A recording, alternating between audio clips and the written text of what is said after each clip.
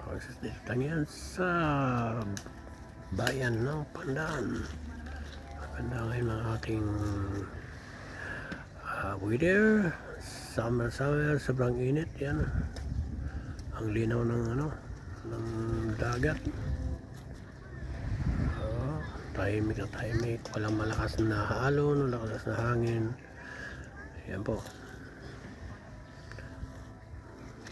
At mag-abang tayo ng ating lulutuin, maulam. Nalapit na dumating ang ating